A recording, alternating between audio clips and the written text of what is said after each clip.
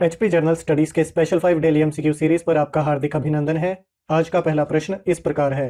The important decision to invade Afghanistan in 1838 and after 4 years the same decision was criticised eight Shimla by the British was taken in which of the following buildings. सन 1838 में अफगानिस्तान को जीतने का निर्णय और 4 साल बाद उसी निर्णय की आलोचना अंग्रेजों द्वारा शिमला के किस भवन में की गई?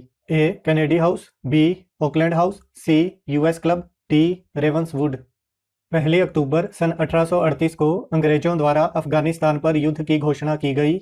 इस युद्ध का कारण अफगानिस्तान के दोस्त मोहम्मद खान का पंजाब पर हमला करना बताया गया। युद्ध का असल कारण बढ़ते रूसी आधिपत्य से ब्रिटिश क्षेत्र की रक्षा करना था। इस युद्ध का निर्णय शिमला में लॉर्ड ऑकलैंड द्वारा ऑकलैंड हाउस में लिया गया। 7 अगस्त 1839 को दोस्त मोहम्मद ने हथियार डाल दिए और अंग्रेजों ने उसे कलकत्ता निर्वासित कर दिया। अंग्रेजों के द्वारा शाह शुजा को अफगानिस्तान का राजा बनाया गया, लेकिन लोगों ने उसे राजा स्वीकार नहीं किया। 5 अप्रैल 1842 को दोस्त मोहम्मद के बेटे अकबर खां के नेतृत्व में लोगों ने शाह शुजा को मार दिया। शाह शुजा के दरबार में नियुक्त अंग्रेज अधिकारी व पूरी की पूरी ब्रिटिश सेना मार दी गई। 1842 में लॉर्ड एलनबरो गवर्नर जनरल बने। उन्होंने ऑकलैंड हाउस में ही लॉर्ड ऑकलैंड की नीतियों की निंदा की और पूरी ताकत के साथ अफगानिस्तान पर हमला कर दिया। अब तक अंग्रेजों को यह पता चल चुका था कि बिना स्थानीय सहयोग के अफगानिस्तान पर कब्जा करना नामुमकिन है। युद्ध में खोया सम्मान वापस पाने के बाद अंग्रेजों ने दोस्त मोहम्मद को फिर से अफगानिस्तान का राजा बना दिया। इस प्रकार इस प्रश्न का सही उत्तर ऑप्शन बी है।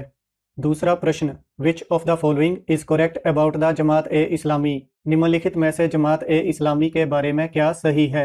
ए. इसे 1940 में स्थापित किया गया था। बी. इसने फारसी और उर्दू में अपना साहित्य प्रकाशित किया। सी. इसने 4 पत्रिकाएं प्रकाशित की। डी. यह सार्वभौमिक भाईचारे पर डटी रही, इसलिए इसने अंतरधार्मिक अध्ययन को प्रोत्साहित किया। जमात ए इस्लामी संगठन की स्थापना 1928 में हुई। 1941 में अब्दुल अला मौदूदी ने जमात ए इस्लामी आंदोलन की शुरुआत की। इस आंदोलन का मुख्य उद्देश्य इकामत ए दीन यानी कि इस्लाम की स्थापना करना था। जमात ए इस्लामी ने अंग्रेजी, हिंदी व अन्य स्थानीय भाषाओं में अपना साहित्य प्रकाशित किया। जमात ए इस्लामी द्वारा प्रकाशित 4 पत्रिकाएं मस्तर कुवा अल मुस्लिम, अल जिहाद फिल इस्लाम, मुसलमान और मौजूदा सियासी कशमकश, तर्जुमान अल कुरान थीं। इस प्रकार ऑप्शन सी इस प्रश्न का सही उत्तर है। तीसरा प्रश्न, primary deficit is defined as. प्राथमिक घाटा कैसे परिभाषित किया जाता है? ए. Total expenditure minus total receipts यानी कुल व्यय घटा कुल प्राप्तियां। B. Revenue expenditure minus revenue receipts यानी राजस्व व्यय घटा राजस्व प्राप्तियां। सी. Total revenue receipts minus interest payments यानी कुल राजस्व प्राप्ति घटा ब्याज भुगतान। D. Fiscal deficit minus interest payments यानी राजकोषीय घाटा घटा ब्याज भुगतान। घाटा मुख्यतः 3 प्रकार का होता है: रेवेन्यू डेफिसिट यानी राजस्व घाटा, फिस्कल डेफिसिट यानी राजकोषीय घाटा, प्राइमरी डेफिसिट यानी प्राथमिक घाटा। Revenue deficit equals to total revenue expenditure minus total revenue receipts. राजस्व घाटा बराबर है कुल राजस्व व्यय घटा कुल राजस्व प्राप्तियां। Fiscal deficit equals to total expenditure minus total receipts excluding borrowings. राजकोषीय घाटा बराबर है कुल व्यय घटा कर्ज को छोड़कर कुल प्राप्तियां। Primary deficit equals to fiscal deficit minus interest payments. प्राथमिक घाटा बराबर है राजकोषीय घाटा घटा ब्याज भुगतान। इस प्रकार ऑप्शन डी इस प्रश्न का सही उत्तर है। चौथा प्रश्न, under which article of the constitution the national commission for scheduled tribes has been established. संविधान के किस अनुच्छेद के तहत अनुसूचित जनजाति के लिए राष्ट्रीय आयोग की स्थापना की गई है? ए. Article 338, B. आर्टिकल 338 बी, सी. आर्टिकल 338 ए, डी. आर्टिकल 339 ए। मूल संविधान के अनुच्छेद 338 में एससी और एसटी के लिए स्पेशल ऑफिसर का प्रावधान किया गया था। सन 1987 यानी 1987 में एक रेजोल्यूशन के माध्यम से एससी और एसटी के लिए कमीशन की नियुक्ति की गई। 1990 में 65वां संविधान संशोधन पास हुआ और 1992 यानी 1992 में national commission for scheduled caste and scheduled tribe की स्थापना की गई। सन 2003 यानी 2003 की 89th कॉन्स्टिट्यूशनल अमेंडमेंट के साथ संविधान में आर्टिकल 338 ए जोड़ा गया। इसके तहत national commission for scheduled tribes के गठन का प्रावधान किया गया। वर्ष 2018 यानी 2018 के 102nd कॉन्स्टिट्यूशनल अमेंडमेंट के साथ संविधान में आर्टिकल 338 बी जोड़ा गया, जिसमें वर्णित प्रावधानों के अनुसार national commission for backward classes की स्थापना की गई। इस प्रकार ऑप्शन सी इस प्रश्न का सही उत्तर है।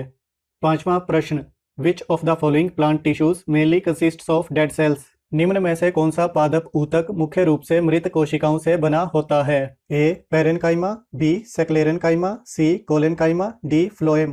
पादप ऊतक यानी प्लांट टिश्यूज को दो भागों में बांटा जा सकता है।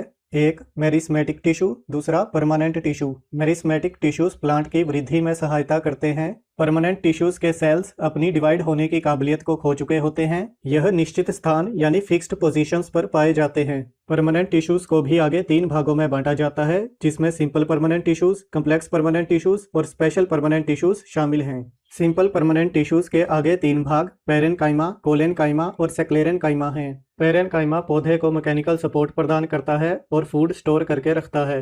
पेरेन्काइमा का ही एक प्रकार क्लोरेन्काइमा है, जिसमें क्लोरोफिल होती है और यह फोटोसिंथेसिस करता है। कोलेन्काइमा प्लांट को टेंसाइल स्ट्रेंथ प्रदान करता है और कोलेन्काइमा के सेल्स गाढ़े सेलुलोज से भरे होते हैं। कोलेन्काइमा शुगर बनाने में मदद करता है और इसे स्टार्च के रूप में स्टोर करके रखता है।